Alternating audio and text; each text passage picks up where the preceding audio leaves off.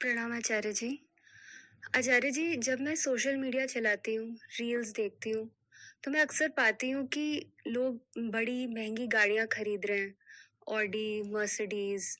एक भीड़ है उनके साथ जो मिलके सेलिब्रेट कर रही है। शो ऑफ कर रहे हैं लोग। महंगी हॉलीडेज में जा रहे हैं। बिजनेस क्लास की फ्लाइट्स बुक कर रहे हैं। एक्सपेंसिव होटल रूम्स में रह रहे हैं और अपने पार्टनर्स, सुंदर सुंदर पार्टनर्स को दिखा रहे हैं। जब मैं ये देखती हूँ तो मेरे मन में एक प्रश्न उठता है कि जब कोई नौजवान जो कि 18-20 वर्ष का है, वो ये सब देखेगा तो बिल्कुल पगला ही जाएगा और इसके पीछे पाने की वो लालसा करेगा। तो क्या हमारी युवा पीढ़ी खतरे में है? हम क्या कर सकते हैं?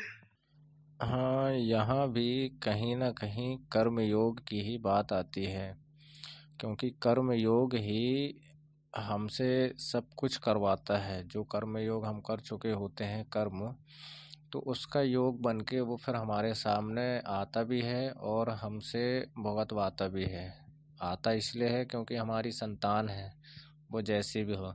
और जिस चीज़ की आपने बात की है कि आज की जो जनरेशन है वो क्या सीखेगी इन जैसों को देख के जो अय्याशी करते हैं, तो इसमें कहीं ना कहीं उनके पेरेंट्स के कर्म योग ही चलते नज़र आते हैं कि उनकी अब इतनी कमाई तो किसी की है नहीं है, ना इतने पैसे वो कमा सकते हैं कि आज आप अगर 1 लाख रुपए कमाते हैं और आप फैमिली मेम्बर हैं, फैमिली है आपकी, तो आप इतनी अय्याशी नहीं कर पाएंगे। या तो आपके पास संपत्ति होगी या फिर आप 2 नंबर का पैसा। और फिर उसके बाद इन लोगों की उम्र ज़्यादा नहीं होती, वो उतने शौक बस पूरे करने के लिए पृथ्वी ग्रह में रहते हैं। फिर उसके बाद जो तुमने शौक में अय्याशी की है तो उसके द्वारा कर्मयोग फिर उनको वैसा शरीर दे के फिर वैसा जीवन उनका चालू हो जाता है। ये कर्मयोग है जो जो जनरेशन पे जनरेशन आती जाएगी और ऐसे बिल्कुल निचले तल में वो सिर्फ गड्ढे में ही घुसती जा रही है और कुछ नहीं है।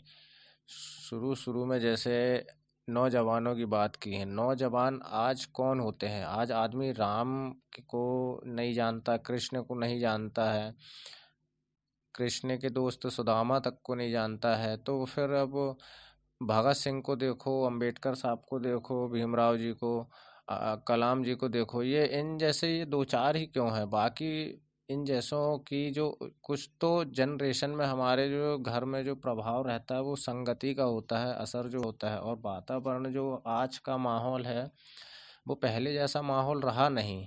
आज तुम कितना क्या कुछ खाओगे पियोगे, अपना चेकअप करवाओगे, 50 60 70 के बाद उसके बाद निकलना ही निकलना है। जबकि ये सब चीज़ चेकअप वगैरह, खाने पीने, दवाई दारू तो पहले होती नहीं थी। तो आदमी कैसे 100 150 200 साल तक जीता था भाई? ऋषि मुनि तो और कई पार कर जाते थे, 200 400 500 1000 साल तक होते थे। तो वैसा प्रकृति के नियम से चलते थे। हर चीज एक रहती थी, प्रकृति एक है तो हम भी एक हैं। अब हमें 10 चीज नहीं बनना है, ऐसा रहता था। भाई हम इंसान हैं, हमें इंसान बने रहने दो। हमें अय्याशी करके हमें जानवर मत बनने दो। हम जानवर भी बनते हैं, हम पापी भी बनते हैं, हम हत्यारे भी बनते हैं, सब कुछ बनते हैं। एक क्यों नहीं रह पाते हैं कि हमारी जो सांस चल रही है हम बस सांस बस सुकून से लेते रहें, और जो हमसे संबंध में जुड़ गए हैं, जिसमें हम बंध गए हैं, तो उनका नियम का पालन करें और जितनी हो भैया सामने वाले की मदद करें, ज़रूरतमंदों की। ये धर्म पे बंद हो गए हैं ये। अब कहाँ चलते हैं ये सब धर्म? तो अगर ये संस्कार भी अगर जो घर से ही चालू करें, जो घर में जो चीज़ें आती हैं, सुनाई जाती हैं, दिखाई जाती हैं, उनमें मौज मस्तियाँ कराई जाती हैं। टीवी चैनलों की भी बात कर रहा हूँ, कई चीज़ें आते हैं, अखबार वगैरह भी आते हैं। हर दिन हर हफ्ते नए गाने रिलीज़ होते हैं, हर हफ्ते नई मूवी रिलीज़ होती है। ये उन चीज़ों का असर है ना? कई कई मूवियों की बात कर लेता हूँ। अब एनिमल मूवी आई है, उसमें बॉबी देओल को पसंद कर लिया क्योंकि उसका ऐसा था, तो कई लोगों ने क्या उसका असर नहीं हुआ होगा? हम्म कितना बूढ़ा है बॉबी देओल, तो भाई 30 35 40 साल के आदमियों ने उसकी नकल तो की होगी, तो वो जो मन में बैठा है वो उनके बच्चों में तो जाएगा ही जाएगा। आपको सिखाने की भी ज़रूरत नहीं पड़ेगी कि मैं एनिमल मूवी देख के आया हूँ बॉबी देओल का ऐसा, वो को बताने की ज़रूरत ही नहीं पड़ेगी। वो आपके मन से, आपके बच्चे के मन ने पहले ही देख लिया। जब आप पिक्चर देख रहे थे 100 किलोमीटर दूर, तो उस आपके बच्चे के मन को मालूम है कि हमारे पापा कहाँ बैठे हैं और क्या कर रहे हैं। तो जो संस्कार होते हैं वो माँ के गर्भ में ही पैदा होना शुरू हो जाते हैं।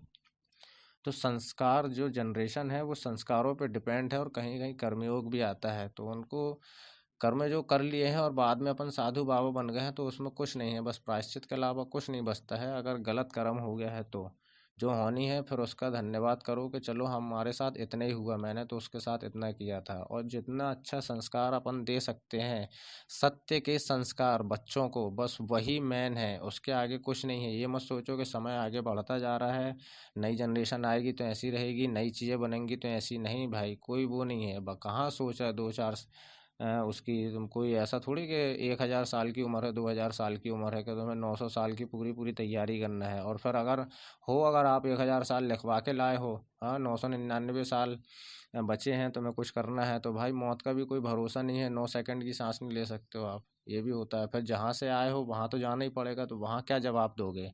अभी आप इस हालत में इंसान का शरीर पाकर भी आप सुखी नहीं हो, दुखी दुख है आपके जीवन में, तो उसके बाद तो आप इसी चेतना को लेके, आप जो शरीर इंसान का लेके बैठे हो, बाद में जानवर योनि का शरीर लेके बैठोगे, फिर उसमें कितनी तकलीफ होगी। आज आपको जितनी तकलीफ है उससे दुगनी तकलीफ, कहते हैं ना, चक्रवृद्धि ब्याज प्रकृति के अलावा कोई नहीं देती है, और फिर जब वो देती है तो फिर समझ में भी आता है।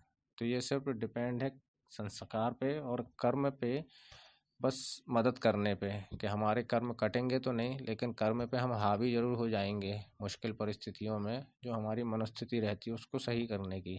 और संस्कार सत्य के होना चाहिए, कोई धर्म के नहीं होना चाहिए, कोई भगवान के नहीं होना चाहिए। गीता है, उपनिषद है, वेदांत है, इनके अलावा कोई शास्त्र है ही नहीं है। ओके। प्रणाम आचार्य जी।